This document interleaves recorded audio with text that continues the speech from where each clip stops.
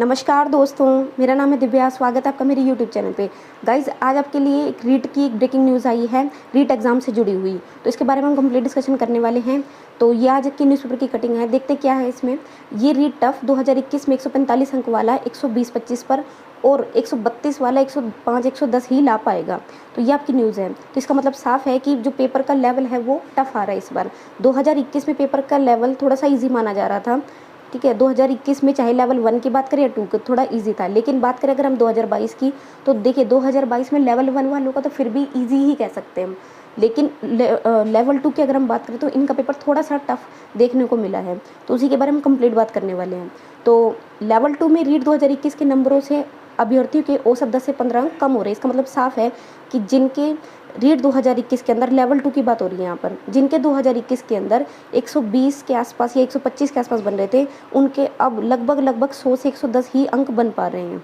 तो इसका मतलब साफ है कि पेपर टफ था। और ऐसा भी माना जा रहा है कि कुछ शिफ्ट के अंदर पेपर आसान आया है और कुछ शिफ्ट में पेपर थोड़ा टफ है। जैसे अगर बात करें 23 जुलाई की, तो वैसे तो आप सबको पता होगा ही, फिर भी मैं बता दूं कि 23 जुलाई का पेपर जो है लेवल 2 का इवनिंग शिफ्ट, वो सबसे हार्ड माना जा रहा है। और बाकी 24 जुलाई का जो एग्ज़ाम थे लेवल 2 के, वो थोड़े ईजी थे।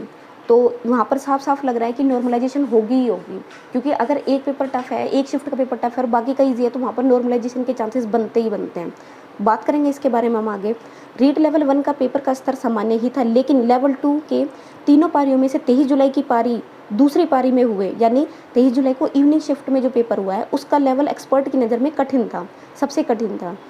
अब ऐसे में 2021 में रीट में आए नंबरों से इस बार औसत 10 से 15 अंक कम बनते दिख रहे हैं। इस अनुमान से रीट 2021 में जिनके रीट में 145 अंक लाए थे, तो 145 अंक वाला इस बार 120 से 125 पर ही है और 132 वाला 105 से 110 पर ही पहुंचा है।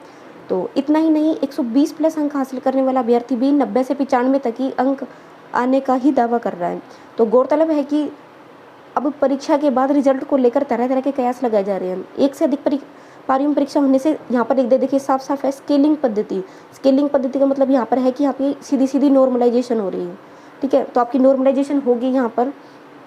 एक से अधिक पारियों में पेपर होने से स्केलिंग पद्धति को भी लागू करने की अभ्यर्थी मांग कर रहे हैं। इसका मतलब क्या है कि नॉर्मलाइजेशन होगी। नॉर्मलाइजेशन होगी तो देखिए उसमें कुछ के मार्क्स जो होते हैं, जैसे जिनका ईजी पेपर आया तो उनके मार्क्स या तो उतने ही रहते हैं या फिर कम होने के भी चांसेस होते हैं, जैसे 2 से 3 नंबर घट जाएं। लेकिन जिनका पेपर हार्ड आता है ना, उनके ज़रूर नंबर बढ़ जाते हैं, ठीक है। जिनके तो क्योंकि वो एक समान स्तर लाने के लिए, एक औसत स्तर लाने के लिए जिनका पेपर हार्ड होता है, उनके जो है नॉर्मलाइजेशन में मार्क्स बढ़ते ही बढ़ते हैं, ठीक है। तो इसलिए अभ्यर्थी जो है इसकी डिमांड कर रहे हैं, इसकी मांग कर रहे हैं। कुछ अभ्यर्थी सभी पेपर का स्तर समान मानते हुए एक जैसा ही रिजल्ट की मांग कर रहे हैं। तो अभी इसमें कुछ क्लियर नहीं किया है गवर्नमेंट ने, कि बोर्ड ने भी कुछ क्लियर नहीं किया है कि इसमें आपके जैसे शिफ्टों के हिसाब से नॉर्मलाइजेशन होगा या नहीं होगा।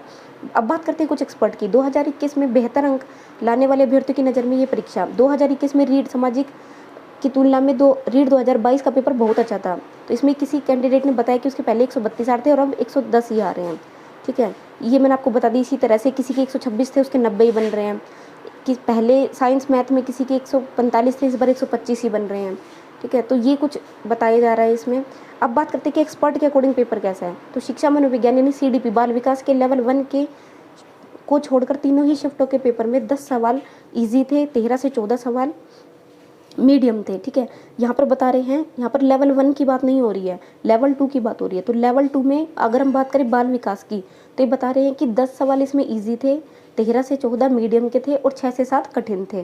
शिक्षा मनोविज्ञान का स्तर काफ़ी अच्छा था, ये बताया जा रहा है। बात करते हैं नेक्स्ट, इतिहास का सिलेबस विस्तृत होने के कारण अभ्यर्थी पूरा कवर नहीं कर पाए। तो पहली पारी का पेपर बहुत कठिन था, यानी ये 23 जुलाई के पेपर की बात कर रहे हैं, SST की। और इतिहास के प्रश्न स्टैंडर्ड के लेवल के थे।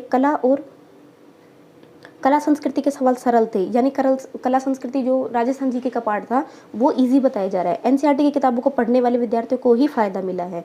देखो साफ साफ मैंने इसमें आपको पहले भी बता दिया था कि जो भी सब्जेक्ट है, सब्जेक्ट के लिए केवल और केवल NCERT ही पढ़नी पड़ेगी। NCERT से पूरा ही पेपर पूछा जाएगा। अगर आप सब्जेक्ट पढ़ रहे हैं तो सब्जेक्ट के लिए आपको NCERT ही पढ़नी पड़ेगी, चाहे आप SST से हो चाहे साइंस मैथ से। और वहीं अगर आप राजस्थान GK की बात कर रहे हैं तो राजस्थान GK के लिए आपको राजस्थान माध्यमिक शिक्षा बोर्ड वाली जो बुक्स चल रही हैं, हमारा राजस्थान भाग 1, भाग 2, भाग 3, ठीक है, और 9th और 10th यानी 6 से लेकर 10th तक की, वो आपको तैयार करनी होगी। बात करते हैं तो जिसने भी एनसीईआरटी पढ़ी है उसको ये पेपर ज़्यादा कठिन लगा नहीं है। नेक्स्ट बात करते हैं पेपर का स्टैंडर्ड का लेवल एक अच्छे स्टैंडर्ड का था।